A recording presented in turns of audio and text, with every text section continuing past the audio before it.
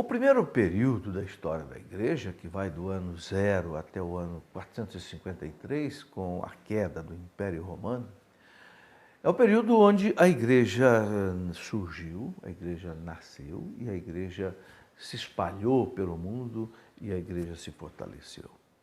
Claro, tudo começou com o nascimento de Nosso Senhor Jesus Cristo, no ano 0, né, onde era imperador em Roma César Augusto. Sabemos que Roma dominava o mundo, né? Roma tinha todo o poder no mundo. Tanto assim que aqueles cidadãos que não eram romanos eram chamados de bárbaros. Aqueles que estavam lá no norte, na região hoje da Inglaterra, da Irlanda, da Escócia também, aqueles que estavam depois do rio Danúbio, o rio Reno, lá na Alemanha, para o Oriente, eram considerados bárbaros.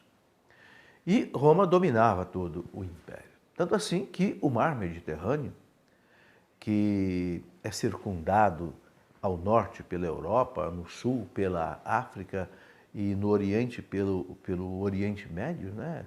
Ali toda a região do Líbano, de Israel, do Egito, todo esse mar Mediterrâneo pertencia ao Império Romano.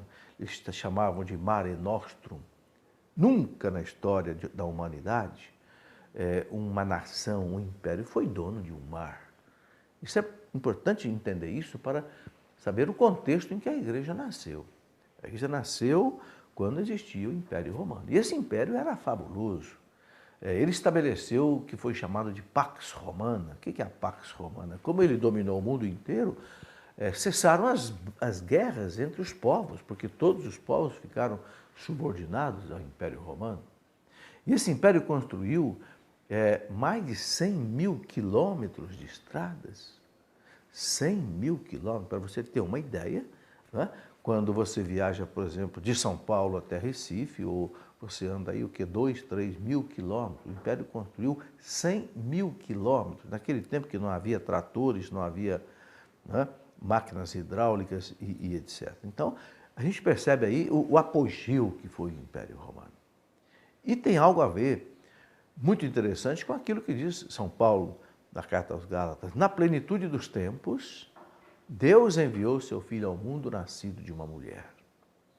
Essa plenitude dos tempos, muitos teólogos veem aí exatamente esse apogeu do Império Romano, que como que preparou o mundo para o cristianismo chegar. Porque o cristianismo, né, os apóstolos, os evangelizadores aproveitaram dessa estrutura gigantesca do Império Romano. São Paulo pôde viajar muito, porque tinha as estradas romanas, tinham as embarcações romanas, né? E o próprio São Paulo era um cidadão romano. Então, tudo isso foi muito importante. E é interessante dizer também que antes mesmo do Império Romano, houve uma preparação, que foi a preparação que veio pela cultura grega, né?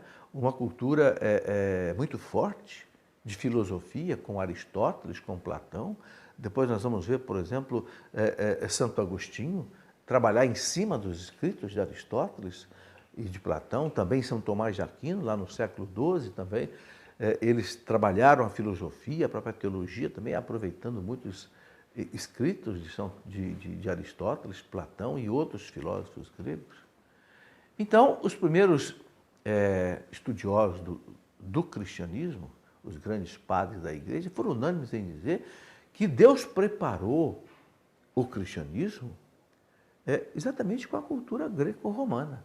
Não era uma cultura cristã, era uma cultura pagã, onde havia a chamada o politeísmo, a adoração de muitos deuses, mas culturalmente, humanamente e também em termos de desenvolvimento, preparou o mundo para a chegada do cristianismo e a chegada de Cristo.